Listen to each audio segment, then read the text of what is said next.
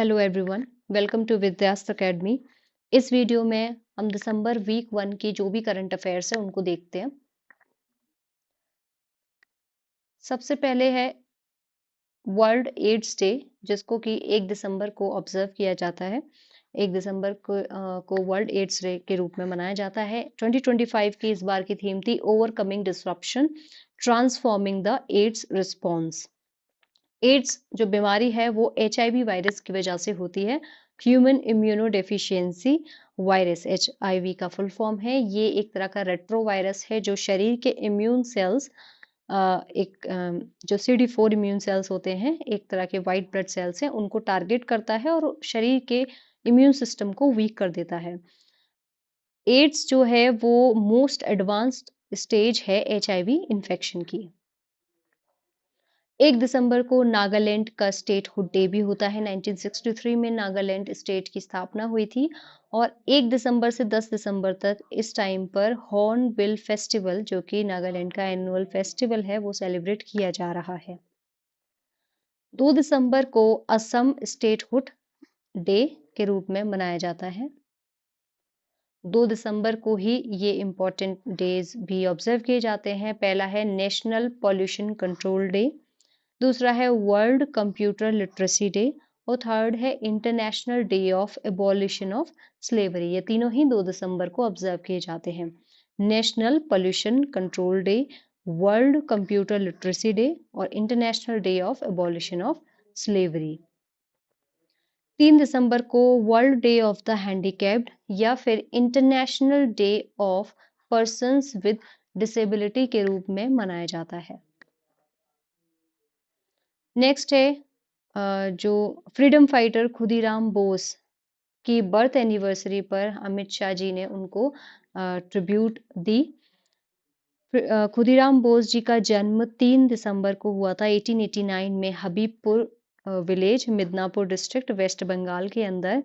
और खुदीराम बोस जी ने एक रिवॉल्यूशनरी ग्रुप, अनुशीलन समिति नाम के रिवॉल्यूशनरी ग्रुप को ज्वाइन किया था, जिसको लीड कर रहे थे अरविंदो घोष और बरिंद्र घोष।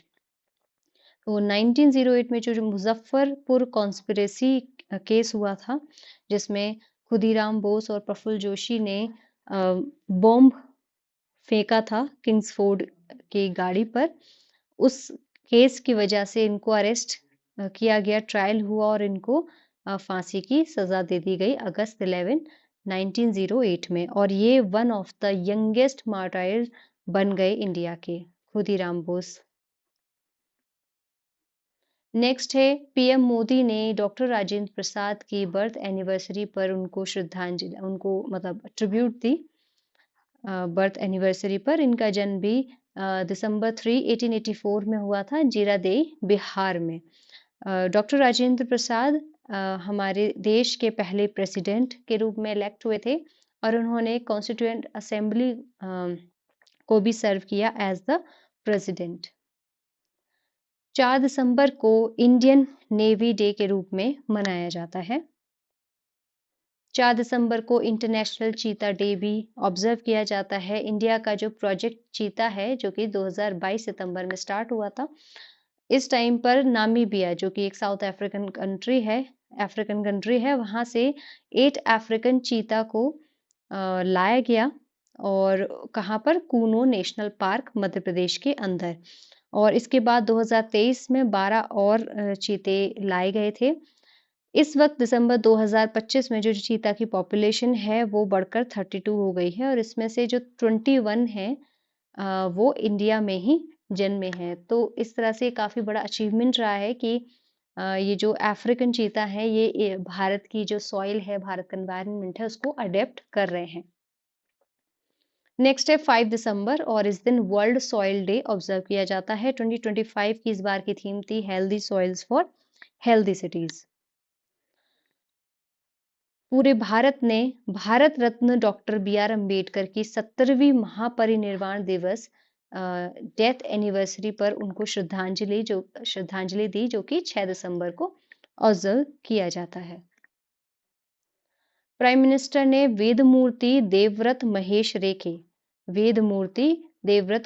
रेखे को कंग्रेचुलेट किया ऑन कंप्लीटिंग द दंडक्रम परायणम। ये काफी कॉम्प्लेक्स और काफी कठिन क्रिया है, जिसमें शुक्ल यजुर्वेद के 2000 मंत्र को, जो कि बहुत ही कॉम्प्लेक्स है, उनका रिसाइटेशन किया इन्होंने, वेदमूर्ति देवव्रत महेश रेखे ने। और ये पूरी प्रक्रिया उन्होंने 50 दिन के अंदर कंप्लीट की। 50 अनइंटरप्टेड डेज में उन्होंने ये पूरी प्रक्रिया को कंप्लीट किया, और ऐसे करने वाले 200 साल में करने वाले पहले व्यक्ति बने हैं जिन्होंने इतना क्लासिकली प्योर परफॉर्मेंस दिया। ऑपरेशन सागर बंधु भारत ने लॉन्च किया है टू हेल्प श्रीलंका, जिसको कि अभी साइक्लोन दितवा ने स्ट्रक किया। साइक्लोन ये एक ट्रॉपिकल साइक्लोन है जो कि हैवी रेन, भारी बारिश लेकर आया है श्रीलंका के अंदर और सदर्न इंडिया में। और ये जो दितवा नाम है, इसको यमन ने दिया है। इंडिया री इलेक्ट हुआ है यूनेस्को एग्जीक्यूटिव बोर्ड के लिए 2025-29 टर्म के लिए। तो 2025 से लेकर 2029 तक के टर्म के लिए इंडिया री इलेक्ट हुआ है to the UNESCO executive board में। एशले मेफेयर्स की जो ड्रामा है स्किन ऑफ यूथ, ये एक वियतनामी ड्रामा है जिसको कि golden peacock for the best feature film से मतलब नवाजा गया है in at 56th IFFI 2025 international film festival of India, international film festival of India 2025 जो कि गोवा के अंदर हुआ। उसमें जो एशले मेफेयर्स की स्किन ऑफ यूथ नाम के वियतनामी ड्रामा को golden peacock for the best feature film से अवार्ड दिया गया इनको। हाल ही में central ground water board CGWB ने annual ground water quality report release की है, जिसमें कि ये पाया गया है कि जो सबसे ज्यादा कंटैमिनेशन हो रखा है इस वक्त ग्राउंड वाटर में, वो नाइट्रेट का हो रखा है, जो कि 40% की जो लिमिट है उसको भी पार कर गया है। और जो अफेक्टेड एरिया है, ज्यादातर जो अफेक्टेड एरिया है वो है राजस्थान, तमिलनाडु, महाराष्ट्र। और एक्सेसिव फर्टिलाइजर यूज की वजह से नाइट्रेट की जो मात्रा है वो बढ़ गई है ग्राउंड वाटर में। इसके अलावा फ्लोराइड, आर्सेनिक, यूरेनियम और सैलिनिटी भी पाई गई है। नेक्स्ट है BIS, bureau of Indian standard ने इंडिया का नया अर्थक्वेक जोनेशन मैप रिलीज किया है। ये जो मैप आपको दिख रहा है, ये नया अर्थक्वेक जोनेशन मैप है इंडिया का। सो बेसिकली इंडिया को अलग अलग जोन्स में डिवाइड किया जाता है basis on the earthquake intensity, कि कहाँ कौन सा जो जोन है वो कितने रिस्क में है अर्थक्वेक के। तो BIS ने ये नया अर्थक्वेक जोनेशन मैप रिलीज किया है। और अभी तक केवल 4 अर्थक्वेक जोन थे, zone 2nd, 3rd, 4th and 5th। और हाल ही में एक नया जोन जैसे कि हाईएस्ट रिस्क जोन बोला गया है, जोन 6, ये इंट्रोड्यूस किया है। और जो ये पूरा जो एरिया है हिमालयन आर्क का, ये जो पूरा एरिया है हिमालयन आर्क का, इसको जोन 6 में डाल दिया गया है। काशी तमिल संगमम 4.0 ये स्टार्ट हो चुका है 2 दिसंबर 2025 से। सो काशी, वाराणसी और तमिलनाडु की जो कल्चरल हेरिटेज, जो शेयर्ड कल्चरल हेरिटेज है, उसको बढ़ावा देने के लिए ये काशी तमिल संगमम मनाया जा रहा है, और ये स्टार्ट हो चुका है 2 दिसंबर से। इंडिया को पहली बार इनवाइट किया गया है international institute for democracy and electoral assistant की चेयरशिप के लिए। तो इंडिया के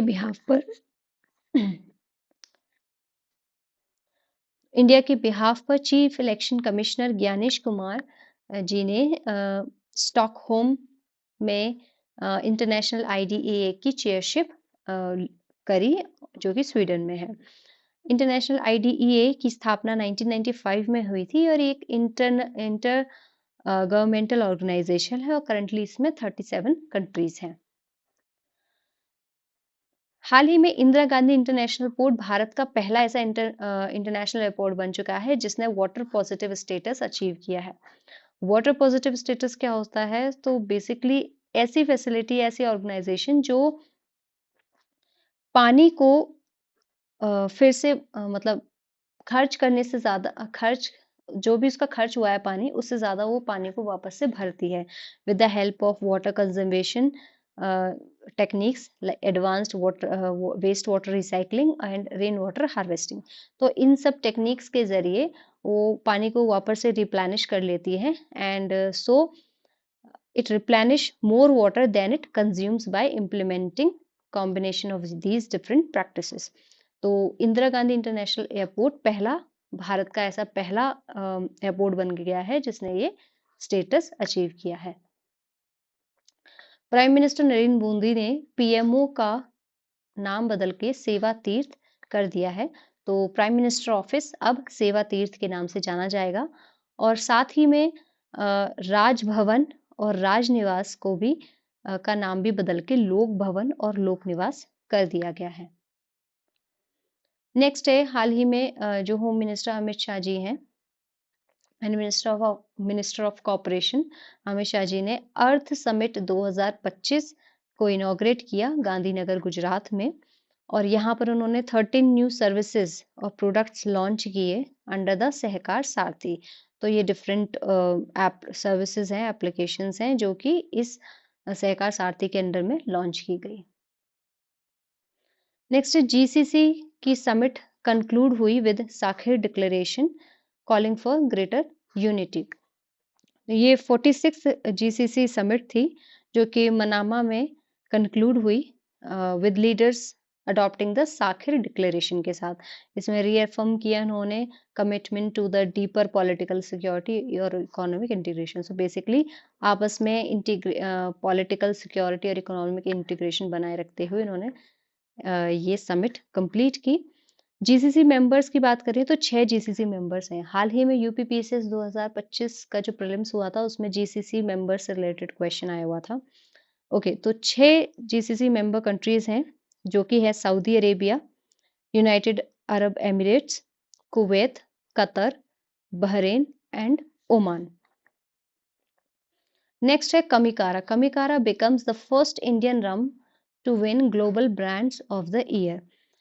तो लंदन में अभी द स्पिरिट्स बिजनेस अवार्ड हुए जहां पर जो कमिकारा जो कि एक इंडियन रम है उसे रम ब्रांड ऑफ द ईयर का अवार्ड मिला है और ये एक लैंडमार्क मोमेंट है इंडियन स्पिरिट्स के लिए कि कोई एक इंडियन रम का ब्रांड को ये अवार्ड मिला है।